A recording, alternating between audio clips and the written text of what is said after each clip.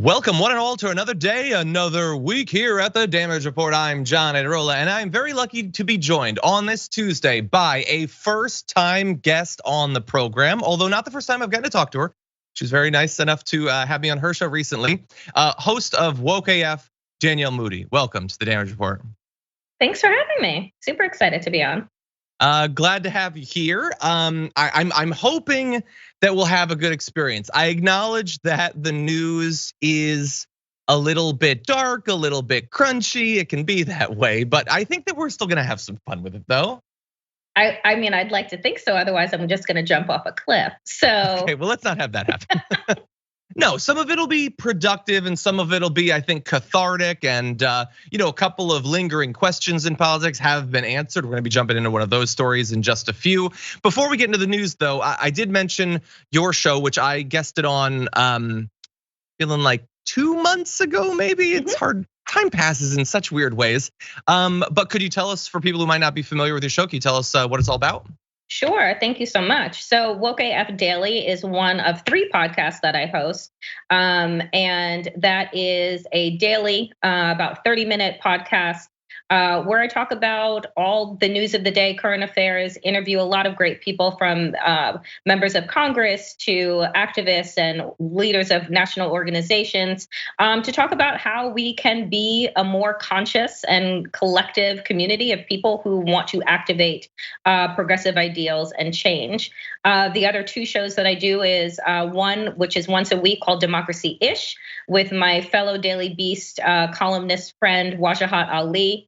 And then my latest, which started at the end of 2022, is I co-host The New Abnormal with Andy Levy, which is affiliated with the Daily Beast. Awesome. You have a busy schedule and look, still found time to join us on our little program. I appreciate that. Thank you. Okay, well, with that, what are we gonna be talking about? A little bit of political violence. First time ever in America. We've never had to contend with this before, so that's good. We've got a little bit of racism, hate crimes. Oh, a novel idea to totally not address the climate crisis coming from the right. That'll be fun. It has to do with EVs and whether they should be allowed or not. So that'll be fun. And if you're sticking around for the full show, in the aftermath, Tucker Carlson makes the case for tobacco. Who's to say if it's bad for your health or not? We'll see. We're gonna dive into that. Anyway, in anticipation of that, if you wouldn't mind hitting the like button and sharing the stream so people know we're live, that would be great. And if you want to send us any comments, tweets, or super chats, we'll respond as we go. But with all that said, Danielle, are you ready to start the show? I'm so ready. Okay, I can see in the chat I made what I thought was an oblique reference to a bit of news, but see Madrid in the chat's already all over it. So anyway, I'm gonna see who else I can surprise though. Madrid, you're ahead of me. But anyway, with that said, why don't we jump into this? Over the past week or two, New Mexico has been the site of a number of shootings where the campaign buildings, headquarters, other buildings affiliated with political figures in New Mexico had been shot at. And it was, as more and more of these came in, it was difficult to imagine that this wouldn't end up having some sort of political motivation, but you try not to jump ahead of the facts. Well, now we have a suspect. Solomon Pena was arrested on Monday evening by SWAT officers in Albuquerque. In a press conference, the police chief of Albuquerque described Pena as the mastermind of the attacks, suggesting that the shootings were in fact politically motivated, but politically motivated in a particular way. So it would be one thing if you were affiliated with one party, and so you just shot at buildings affiliated with the other party. This was a little bit more personal and yet also connected to some of the big political conspiracy theories that we've seen so much over the past couple of years. So Pena had been a candidate actually and had lost, but on the right these days, you don't just accept a loss. You certainly don't admit that you lost. You come up with something, anything other than that. And he came up with this. So he was apparently so angry over losing the election that he conspired with and paid 4 other men to just discharge weapons at the homes of 2 county commissioners and 2 state legislators since last December. By the way, when I say that like he lost by a good bit, Miguel Garcia, the Democrat incumbent, took home 73.6% of the vote. Pena got 26.4, which is a particularly bad showing in America. It was a 47-point difference between the two. But despite that, Pena continued to deny the results. writing repeatedly on social media that the entire thing had been rigged, and that apparently in his mind justified these acts of violence. Bear in mind, this is an allegation. It seems like the evidence is robust at this point, but who knows what could come up. With that said, Danielle, what do you think about what we appear to know so far? I mean, the thing that gets me about this case, one, is that it was not making national news in any type of major way. I saw it in some corners of Twitter, did not see it readily covered on any of the cable news outlets. And what we do when that happens is that we're not connecting the dots for people. And folks can say, well, we're waiting for the evidence to come in. I don't know how much more evidence that you need to come in to recognize that Republican rhetoric is escalating political violence in this country. That when you have folks that are referring to the opposition party as the enemy of the state, when you are literally using your own social media platforms to put your opponents in literal crosshairs of a gun, when you are creating anime that shows their death, right?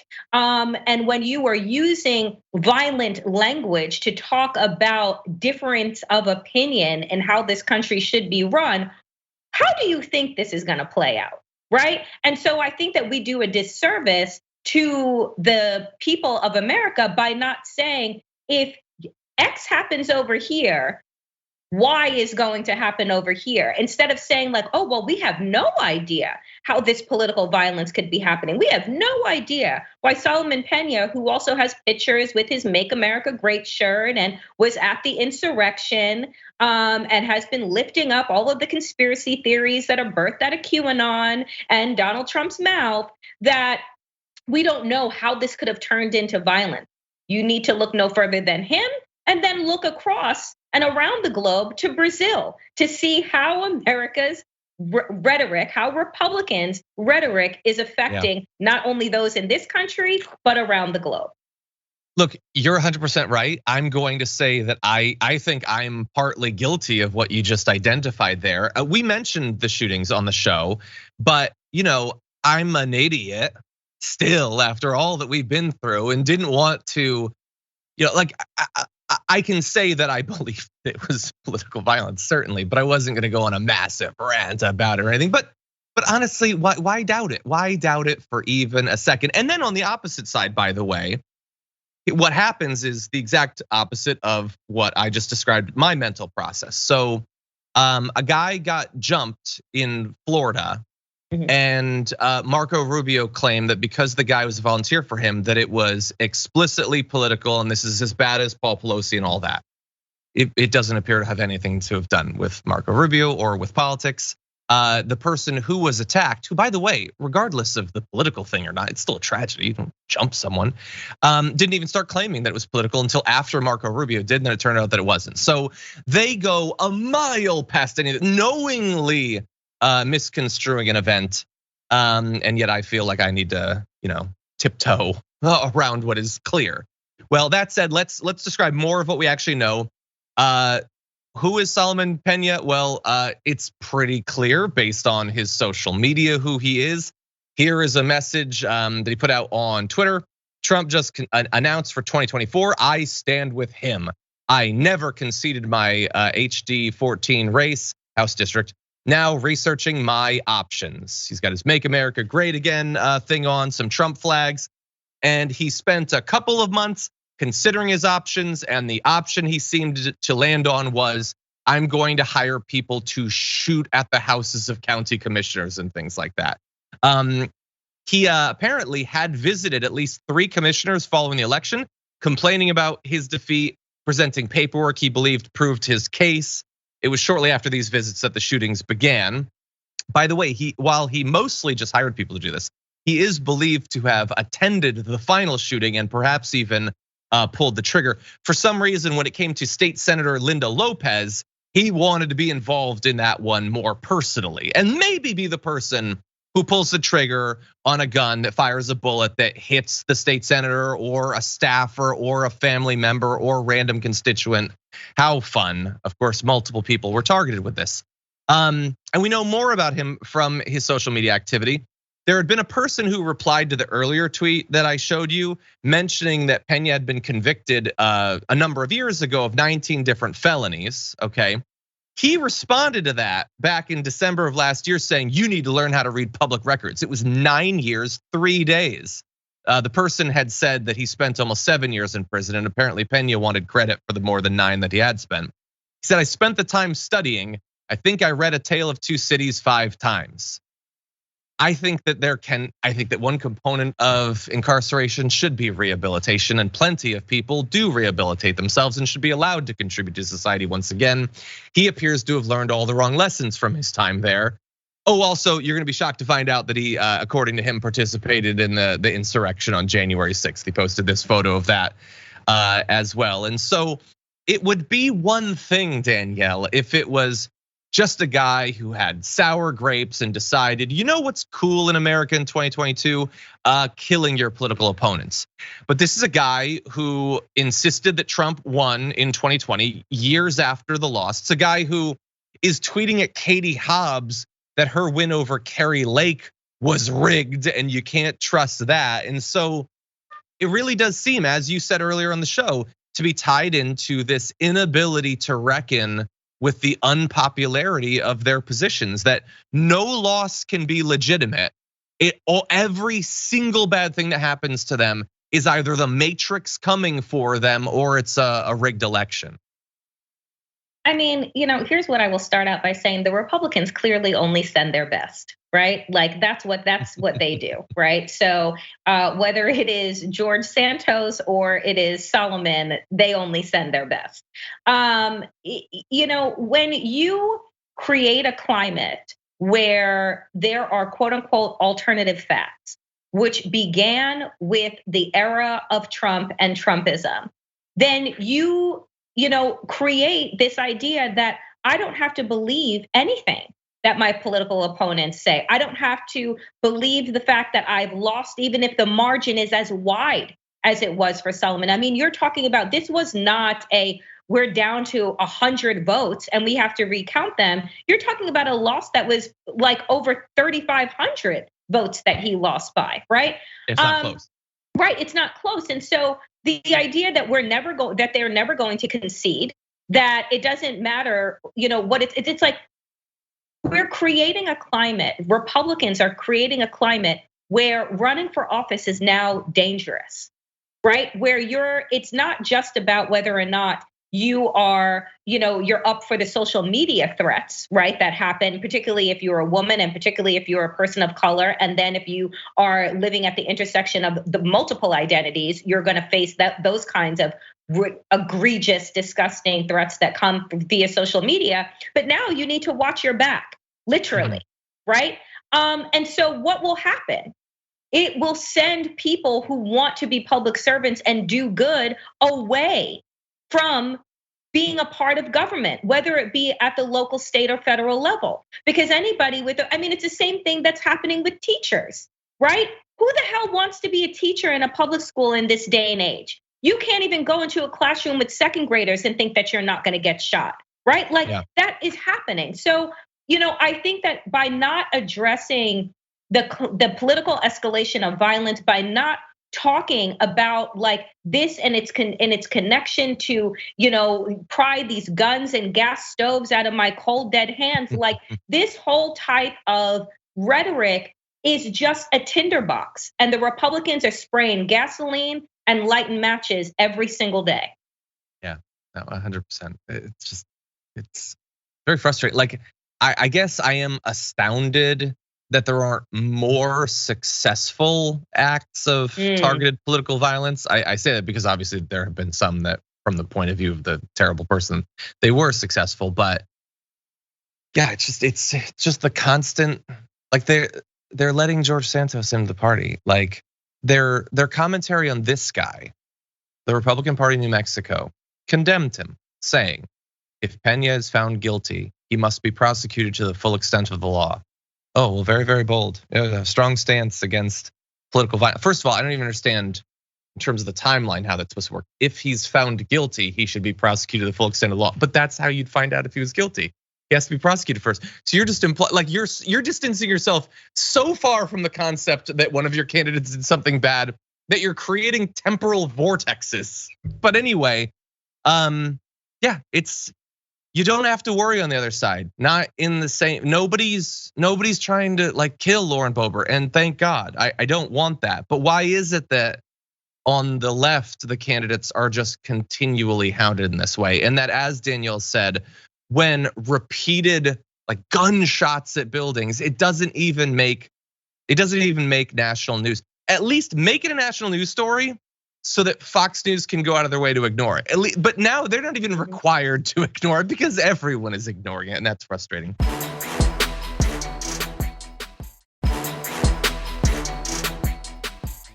Anyway, we're not the only ones who are tying this to the broader big lie that's becoming more and more common. I do want to give Jamie Raskin credit for raising this in one of his media appearances. Let's start off with this. We know that Donald Trump used dangerous extremists for his own purposes on January 6th, but they've used him as well and have been brought into the political system. And now we're ending up with people like George Santos or Lauren Boebert or Solomon Pena in New Mexico as actual Republican nominees for Congress. 100%. Jamie Raskin is totally right there. Of course, look, there are some differences between a person whose main sin is that they just lie about literally everything that has ever happened to them versus a person who loses and then goes on to commit acts of political violence. But if the Republican Party would want you to believe that they have a big issue with either or both of these things, they're being really careful about denouncing them. They're keeping their cards really close to their chest. I mean, these are two people who were the official candidates for this party. Now you've got a guy down in Virginia running in a special election who's given interviews about Bill Gates and 5G vaccine antibodies and things like that. So we can't go one election. We can't even go one special election without one of these crazy people getting the official stamp of approval of the Republican Party. And it's not difficult to see why the movement is going in the direction that it is. I want to give Raskin just a second to continue to make his case. Well, that was Donald Trump's attitude. Essentially, if you were willing to support Trump, it didn't make any difference if you were a Holocaust revisionist, if you were marching in Charlottesville, if you were a liar, a cheat, a swindler, what have you. And when Kevin McCarthy decided to embrace Trumpism, he, by definition, embraced that credo too. And the chickens are coming home to roost. A political party has got to be big and a big tent, but it really can't stand for dangerous extremists and criminals and other elements like that that will use electoral politics for their own purposes, whether they're financial or ideological or political in an extremist sense. I wanted to bring this up, Danielle, because I wanted to ask you questions. So obviously, I hate even having these candidates running. I certainly hate when they engage in acts of political violence and everything. But I am wondering about, like, he's right that Trump has normalized this and that Kevin McCarthy has tied himself directly to Donald Trump. He's not coming out strong against these sorts of candidates. But at the same time, I'm trying to look for the light here, and I guess that would be that so many of these sorts of candidates have lost. I mean, a lot of their worst candidates in the midterms didn't win.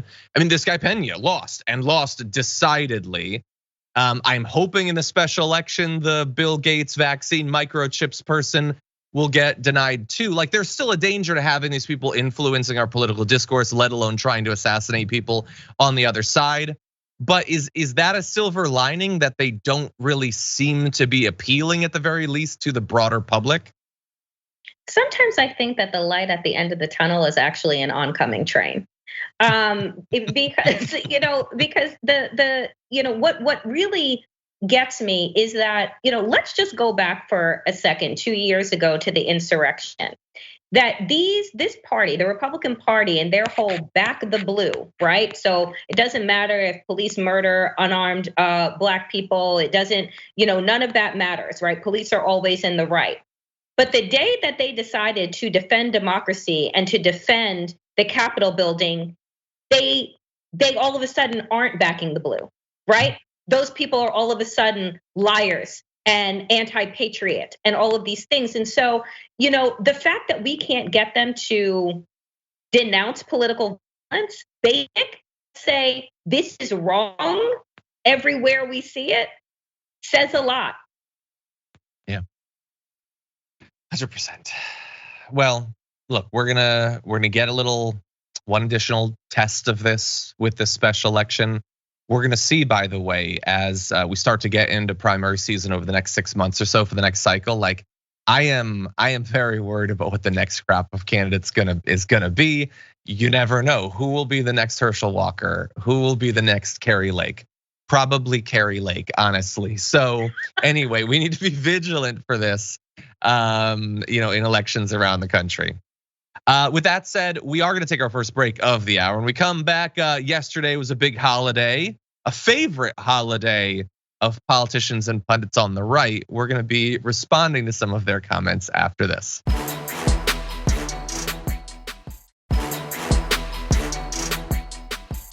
Okay, let's jump back into it. Yesterday was a holiday. It was Dr. Martin Luther King Jr. Day. And there are some people who love nothing more than celebrating this day in the most shallow, vapid, purposefully ignorant fashion possible. And so every year we have to try to remind people of just a little bit of what the man might have stood for that isn't necessarily gonna fit into a tiny little stripped down quote taken totally out of context. I don't know why this needs to be done. It's not just individuals, by the way. Newspaper was dragged for printing little sections of the I Have a Dream speech, but specifically using tactical ellipses to take out references to police brutality and poverty.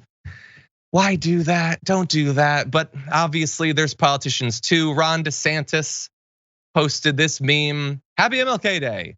I have a dream that one day every valley shall be exalted, every hill and mountain shall be made low, the rough places will be made plain, and the crooked places will be made straight, and the glory of the Lord shall be revealed, and all flesh shall see it together.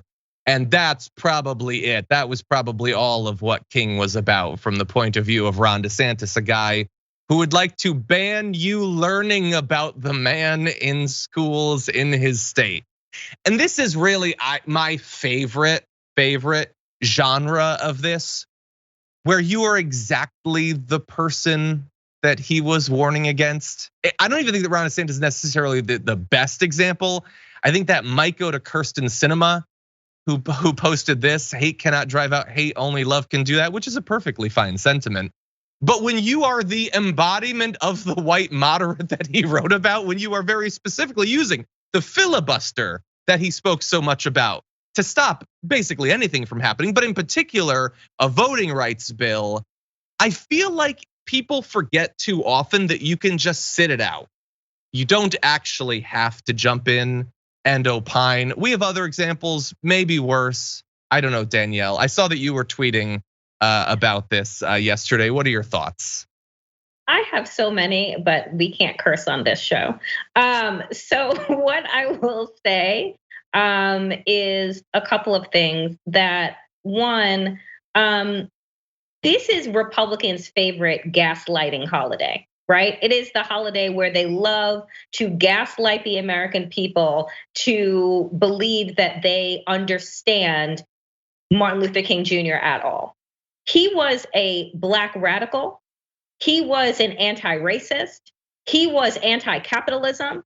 He stood for, and his legacy continues to stand for, everything that Republicans are trying to roll back and have been trying to roll back against progress since he was alive. And just for a reminder of folks, that there are people that are in the Senate who were alive when Dr. King was alive. So don't, again, allow their faux history to make you think that this was a man that, this happened 130 years ago.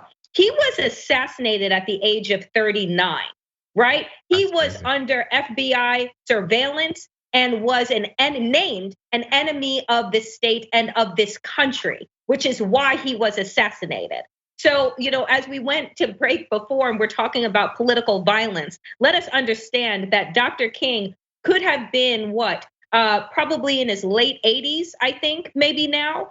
And so we have figures that are still alive, that were alive during his day and age. So you can't talk about political violence, and you can't talk about Dr. King and these vapid, mindless, thoughtless Republicans can't tweet about something that they work each and every single day to work against, and then want to take and part and parcel out his legacy, which we've frankly allowed to be whitewashed and sanitized to a point where young people don't even understand how radical his ideology was and continues to be when we're talking about the deconstruction of oppressive systems that were put in place in order to uphold white supremacy that continues today. That sounded smart, Danielle, but I've seen a lot of memes of King, and I'm pretty sure he just wanted people to ignore the color of people's skin. I remember that coming up repeatedly. I think that's it. No, it's a great point about the age of our leaders. Dianne Feinstein was like 60 when the March on Selma happened. Like, there are definitely people. Mitch McConnell was Joe Biden's age. Like, that is a great point. I want to turn now to another of these. If we could cue up graphic 4, and let's just briefly put this out, because I want to give Annie Wu was a friend of the show, a great response to Mitch McConnell's tweet about King. Oh God, don't pretend that you didn't try to stop it from becoming a holiday. Don't pretend that can you imagine if Fox News had been on the air back then, what they would have been saying about it? Can you imagine if Tucker Carlson, you don't have to, just look at the things he's saying now. Honestly, we don't need alternate histories, look at now. But I'm gonna move on to this. Lauren Boebert is getting, I think, rightly dragged for her tweet about King, saying the ultimate measure of a man is not where he stands in moments of comfort and convenience, but where he stands at times of challenge and controversy. On this day, we remember his incredible legacy and contributions to this great nation. Now, if almost anyone else had sent that tweet, it would be fine. We should remember his incredible legacy and his contributions to this great nation, and it's a perfectly fine quote. But when you are a person who represents a political movement and a party who is just trying to increase the comfort, the mental cognitive comfort of your supporters by shielding them by force of law from having to learn anything about American history or the state of things, I'm not sure that you actually are on the side of this that you think that you are. And I get why Republicans love on this day to send out a vapid tweet about King. They love mining his ideology, his speeches, and he's written so much that anyone can find something that they can quote that supposedly supports their side. They love the idea that this is a person they can say that they like, a very carefully constructed version of it, and look briefly like what they would normally refer to as woke. But they don't. They don't actually care about what he believes. And look, I'm not claiming that I'm a scholar on his work or anything like that. And by the way, I got all this hate on Twitter for pointing out that right wingers love to pretend that they love him. And people are like, "What? Look at you claiming King." How am I doing that? I'm simply saying that everybody can not opine if they like. You're not obligated to. I felt it might be useful though to remind people of a few of his comments, because it wasn't just the, look beyond skin, whatever thing that they love to quote. He said a few things that I don't think are particularly ambiguous, like this: the evils of capitalism are as real as the evils of militarism and racism. The problems of racial injustice and economic injustice cannot be solved without a radical redistribution of political and economic power. That's fairly clear, Danielle, I think. You can, you're not obligated to like it. You're not obligated to support him. But pretending to support him when you definitely don't support the very clear things that he said, it seems at best opportunistic and I would say very dishonest, very manipulative, Danielle. And I would tell these people, the Lauren Boeberts and the Ron DeSantis's and the Mitch McConnells, that, shutting up is free. Right? To your earlier statement, no one, it is not a part of anyone's, protocol that you must tweet, that you must send out a message on MLK Day. And again, the part and parceling that happens by this party that literally is the party of Jim Crow. They are the party of white supremacy. I do not mince my words when talking about the Republicans and referring to them as a white nationalist party. That is who they are. You have, Marjorie Taylor Greene and Paul Gosar attending white nationalist rallies, right? And not being denounced by Kevin McCarthy or Mitch McConnell. They just refuse to see anything, so long as they can continue to hold some sort of power and the gavel. And so, I don't want people to get away with the lying and the gaslighting they do on this particular day, because it is so egregious. You are continuing to fight against people's access just to regular information, like you had just said. You refuse. Ron DeSantis ran an entire campaign around white people's comfort in the state of Florida. Oh, we can't possibly teach about the founding of this nation because leave it to Republicans to say, then you're teaching white kids to hate themselves. No, we're teaching them not to idolize white supremacy, which they benefit from. Right? And so the reality here is, one, CRT is not taught in K through 12 schools. And two, that teaching the truth about the founding of this nation allows us to have accountability and reconcile with where we want this country to go, which is what Dr. King fought for before he was assassinated by white supremacists in this country that were souped up by the government. Right? So I just, these people, they get away with so much and we just shrug our shoulders, and I want to hold them accountable, right? Yeah. I want to call them out in the same way that you did. And that doesn't mean that you're calling them out says, well, you are some type of, have a doctorate degree on MLK. It's like, no, you're just deciding not to be a hypocrite. Yeah. And by the way, if I was lucky enough that he was still alive and that he spent 5 seconds acknowledging me as a person, I have a feeling he'd probably have a lot of issues with what I do. I'm trying to be better, but the idea that it's about trying to learn and trying to grow. And for Ron DeSantis, a person who doesn't want that process to even begin, he doesn't want kids to know who these political figures are. They're literally in Texas. They have a bill.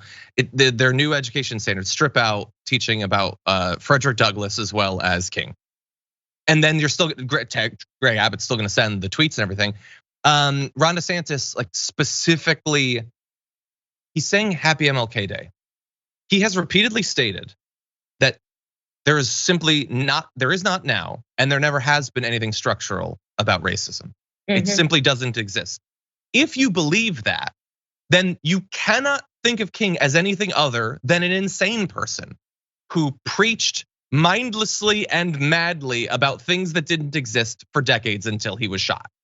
So it's one or the other, because there are people like, Sinema who are doing exactly what he said moderate politicians do. But for Ron DeSantis, his stated ideology of, Florida being where woke goes to die is that everything that a figure like King would say was simply not based in reality. And I will leave it up to you as to who had a better grasp of the situation. I'm just gonna read a couple more just little excerpts from this, because again, this is stuff that not a single one of these right-wing figures would agree with a single syllable of. We have deluded ourselves into believing the myth that capitalism grew and prospered out of the Protestant ethic of hard work and sacrifices. Capitalism was built on the exploitation of black slaves and continues to thrive on the exploitation of the poor, both black and white, both here and abroad. A nation that continues year after year to spend more money on military defense than on programs of social uplift is approaching spiritual death. Again, it's fairly clear. White Americans must recognize that justice for black people cannot be achieved without radical changes to the structure, Ron DeSantis, of our society. And he goes on and on. Specifically, I want to jump to graphic 11 because this is from Where Do We Go From Here in 1967. The first sentence of this seems to bear on what's going on with the arguments against CRT. Whites, it must frankly be said, are not putting in a similar mass effort to re-educate themselves out of their racial ignorance. It is an aspect of their sense of superiority that the white people of America believe they have so little to learn. That is exactly what every bit of this fight against education has been about over the past couple of years. It is elderly and middle-aged white people who do not want to have one uncomfortable thought for 3 contiguous seconds. And they definitely don't want their kids to learn things that they went out of their way to not know. They don't want their kids coming to them asking difficult questions or maybe thinking poorly about the actions of past generations. And that was nearly 60 years ago he wrote that. And we're still seeing it acted out, not just in rhetoric and not just in the personal preferences of individuals, but the governor of a state making it the law of a state that this sort of ignorance should be brought down onto another generation. Any final thoughts, Danielle? You know, I have said so many times that, and I'm a former educator, that our public school system is the biggest proponent of white supremacy because it spreads lies. You spend your entire adulthood unlearning what was taught in K through 12. Who we've decided is important, whose voices should be lifted up, right? Is done as a way to allow for white people to have no accountability for any of the wrongs that have been done in this country. The last quote that you read is everything. It summarizes everything that is happening now, and that was written, so many decades ago, and we're still here. Why? Because of the refusal and the belief that white people in this country have nothing to learn, right? Which is why we're still here fighting for education. Yeah, 100%. And by the way, I don't want, like sometimes in choosing to spotlight things that a certain group is doing, I don't want to give across the idea that they're the only people that are doing it. I hope that including cinema is an indication of that. Basically, definitely in action and in inaction, virtually every Democratic politician is guilty of the vast majority of these things. They want a big defense budget. They don't mind that we're spending so much more on that than on these other things. And by the way, there is no get out of accountability or need to grow like free card. That simply doesn't exist. Calling yourself a liberal, I like to think at this point we're pretty clear that that isn't going to absolve you of this. By the way, referring to yourself as a progressive or a leftist, I've looked around and there's some racism there too. So let's be very clear about that. Everybody has a need to continue to grow and to make sure that their values are in the right place and that the things that they're advocating for, the policies they're advocating for, are grounded in an understanding of the current state of things as well as history. I do want to just give one tiny shred of credit to Ben Shapiro for what he had to say. I don't often give him credit, but I think he is awful and being at least a little bit more honest about what the right does on this day. So he tweeted, "Every MLK Day, we are treated to a bevy of think pieces on how the only way to achieve MLK's dream is to embrace group redistributism and racial discrimination. MLK may have made such arguments in 1968, but that simply isn't the dream or the pathway we celebrate him for." And that is honest. I mean, the whole thing's dishonest. But he is saying, no, I get that that's what he's advocating for. That's not what we celebrate him for. We've made up a thing and we celebrate him for that. All of the rest of them are pretending that the king they celebrate is an accurate reflection of what he called for. But Ben Shapiro is, he's a dishonest little weasel. But in this case, he's willing to admit, no, we've made up a fake king and we're gonna celebrate that. I don't care about racial equality. I'm not interested in income inequality or wealth equality. I don't give a damn what happens to you. I just like having this made up historic figure that we're gonna pretend to like for a day and then go right back to racial demagoguery the next day. And so credit to Ben Shapiro for that. Anyway, I think, oh man, the hour is just racing by. Okay, we're gonna take a short break. We come back, we got other news to get to, so don't go anywhere.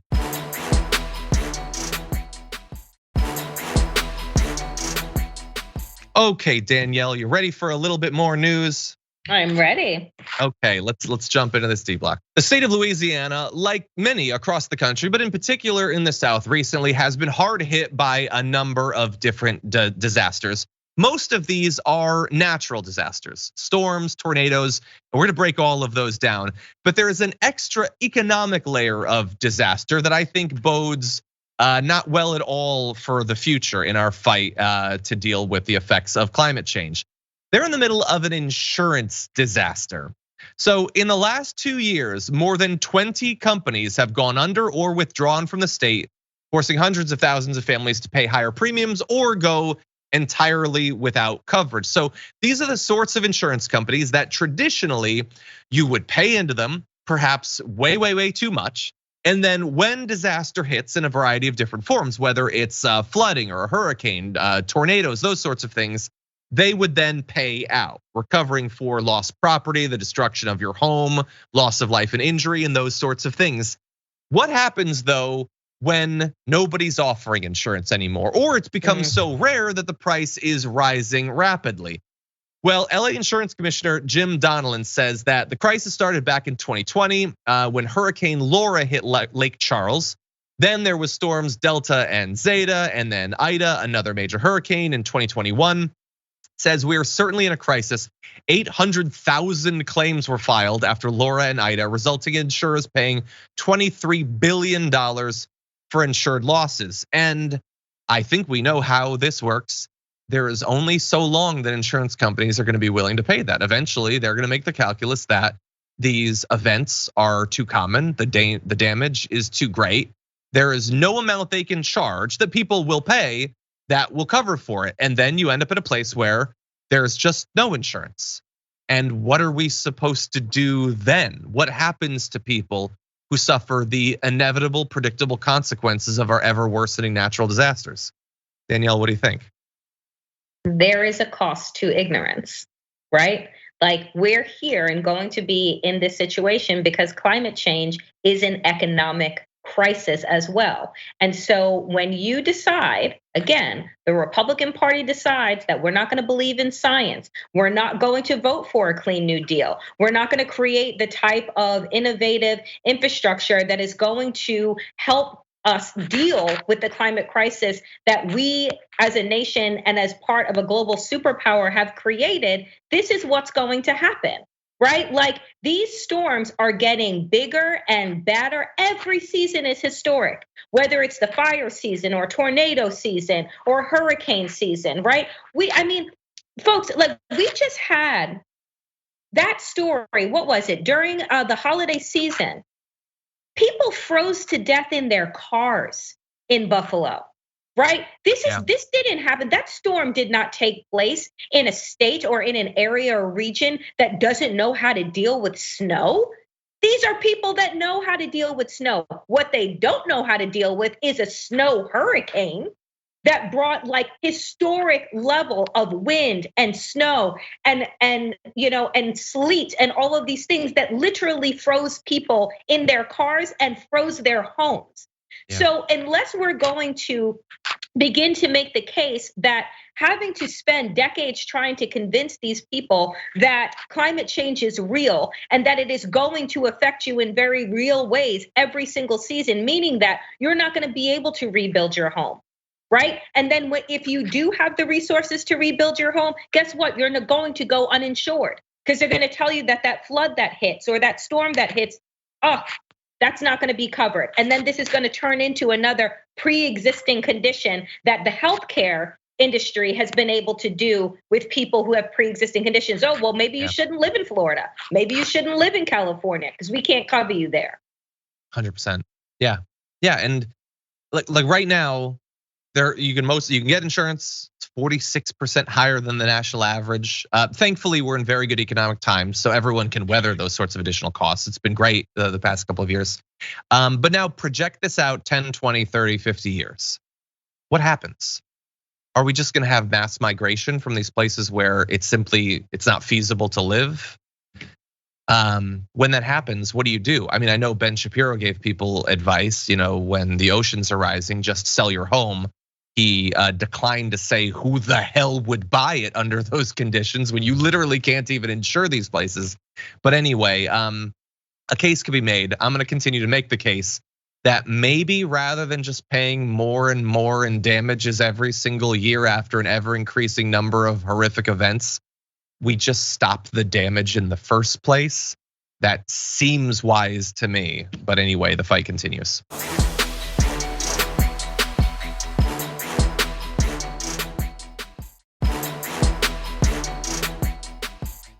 With that said, I want to turn to another aspect of this. We're going to jump to our last story for this first hour. EVs are just beginning to be normalized in the United States, with more major auto manufacturers offering fully electric vehicles, a new set of incentives to help defray the higher cost of EVs being passed in the climate bill last year. But as this normalization is beginning, we also, of course, have to have a counterattack, a knee-jerk reaction from those who don't want to see progress begin. And I'm referring here to you, Wyoming.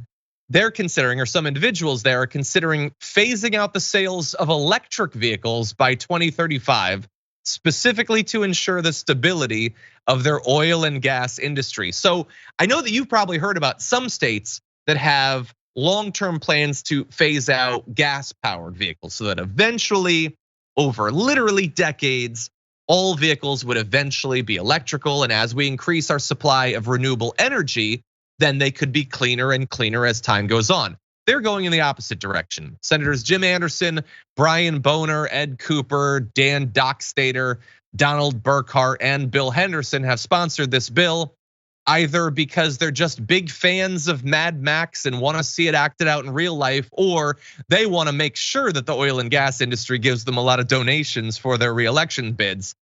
They have this joint resolution. I want to show you just a little bit of it. So they point out that oil and gas has long been one of Wyoming's proud and valued industries, that it's created countless jobs, that gas-powered vehicles are awesome, and all of these are important, far more important than the state's ability to sustain human life. So what they want to do is encourage and express as a goal that all new electric vehicles will be banned by 2035. Again, banning stoves, bad, banning automobiles, fine, I guess. They want to limit the sale and purchase of new electric vehicles in advance of that, and they want to send this notice to, I think relevant people, the Secretary of State, their congressional delegation, and then people like the governor of California. So if you were wondering, is this a dumb partisan thing? Yes, they're making clear that you know that it is in fact a dumb partisan thing. Danielle, what do you think about this? If you did a Venn diagram of the people who don't want you to learn anything about the founding of this country, who want to hold progress back, who now want to lift up the gas and go, like, they just don't want progress. Like, it doesn't matter what it is. It's like, let us just live in denial. And they're just trying to run out the clock, right? Like, it doesn't make any sense. And guess what? Time is going to march forward whether they want to or not. So, God bless Wyoming. That's a place I wouldn't be running to. Exactly. It's such like, I doubt it's gonna pass, but I'm an idiot and America's moving fast in the wrong direction. So maybe I'll be surprised, but like, I don't think they get that. Like, electric cars are becoming more common and they're becoming cheaper. In fact, they accounted for 10% of global auto sales last year. I'm actually fairly shocked by that. I wouldn't have predicted it hit 10% yet. That does not mean, by the way, 10% here. I think we're at like a quarter of that amount. But estimates are that it could quadruple by the end of the decade. Many auto manufacturers are coming out with more electric vehicles every single year. So I don't know if they think that they're just like sticking a thumb in Elon Musk's eye or something, but are they saying they're banning Fords and Chevys from being sold in Wyoming? Is that going to be popular? It's also so purposefully counterproductive. The new Lightning electric, like, people seem to love it. Like, some of these new electric cars are very popular for very good reason. They're superior automobiles. Like, they're going to continue to try to grievance farm out of this, but eventually the cars are going to begin to sell themselves once the price begins to come down more. It's so self-destructive. Anyway, That is unfortunately all the time we have for the first hour of our program. Thank you everyone for joining us on the podcast or the linear platforms. But if you're on Twitch or on YouTube, we've got way more news to get into, so don't go anywhere. Danielle and I will be back after this.